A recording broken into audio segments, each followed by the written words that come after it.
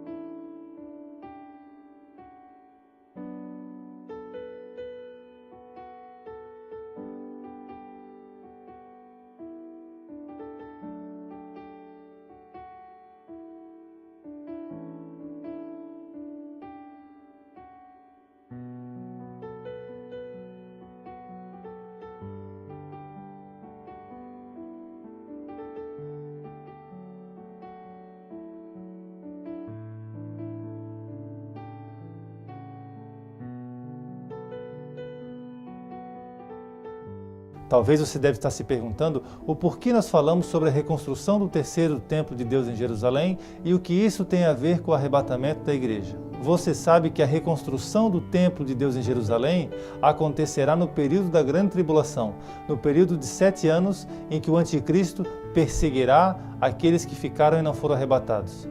E o arrebatamento acontecerá antes desse período. Portanto, quanto mais perto, quanto mais próximo nós estivermos da reconstrução do terceiro templo, que acontecerá lá na grande tribulação, também significa dizer que mais perto estamos do arrebatamento. Se você quiser saber o quão próximo nós estamos desse evento do arrebatamento da igreja, você precisa olhar para Israel, que é o relógio de Deus. A reconstrução do terceiro templo, a proximidade da reconstrução do terceiro templo, que acontecerá na grande tribulação, indica o quão próximo estamos do tempo do arrebatamento.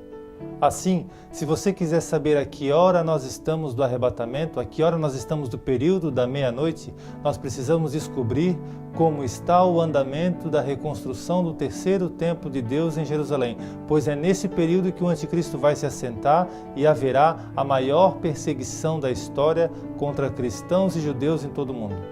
Quanto mais próximo nós estivermos desse período, mais próximo nós estamos do arrebatamento. Como estão então os preparativos para a reconstrução do terceiro templo de Deus em Jerusalém? Pois eles certamente poderão nos indicar com precisão a também proximidade do arrebatamento. Há basicamente 2 institutos, 2 organismos que estão se empenhando e trabalhando para a reconstrução do terceiro templo em Jerusalém. Um deles são os fiéis do Monte do Templo, liderados por Gerson Salomão. O segundo é o Instituto do Templo, o famoso Instituto do Templo, liderado por Israel Ariel. Os dois juntos já produziram quase os 102 utensílios necessários, de acordo com os padrões bíblicos e rabínicos do Antigo Testamento, para a reconstrução do terceiro templo em Jerusalém. Todos esses utensílios estão em exposição no centro turístico de Jerusalém, na parte da Cidade Velha.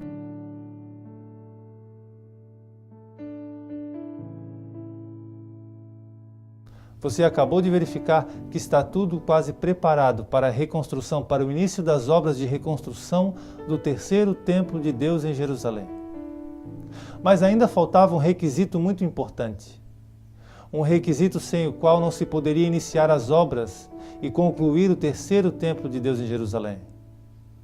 A Bíblia diz no livro de Números, no capítulo 19, qual era esse requisito. Leia comigo. Este é o estatuto da lei que o Senhor ordenou, dizendo: Dize aos filhos de Israel que te tragam uma novilha ruiva, que não tenha defeito e sobre a qual não tenha sido posto jugo. E a dareis a Eleazar, o sacerdote, ele a tirará para fora do arraial, e degolar-se-á diante dele. E Eleazar, o sacerdote, tomará do seu sangue com seu dedo, e dele espargirá para a frente da tenda da congregação 7 vezes. Então queimará a novilha perante os seus olhos, o seu couro e a sua carne e o seu sangue. Com o seu esterco se queimará. E o sacerdote tomará pau de cedro e sopo, e carmesim, e os lançará no meio do fogo que queima a novilha. Observe mais uma vez a parte primeira dessa profecia descrita no livro de Números. Este é o estatuto da lei que o Senhor ordenou, dizendo: Dize aos filhos de Israel que te tragam uma novilha ruiva. A novilha deverá ser ruiva, que não tenha defeito e sobre a qual não tenha sido posto jugo. Observe que, para a reconstrução do terceiro templo de Deus em Jerusalém, a profecia estabelecida no livro de Números diz que os judeus deveriam encontrar uma novilha ruiva, vermelha, sem mácula, sem mancha. Uma novilha que não tenha sido posto jugo, para que então se possa fazer os sacrifícios dentro do templo. Essa novilha foi procurada pelos judeus, pelo povo judeu, por quase 2000 anos. Muitas nasceram, algumas foram especuladas, mas nenhuma até então tinha sido encontrada. Os judeus esperavam este último requisito para a reconstrução do terceiro templo de Deus em Jerusalém. Mas recentemente, no mês passado, o Instituto do Templo anunciou a chegada e o nascimento da novilha ruiva de acordo com o livro de Números. Veja comigo as matérias.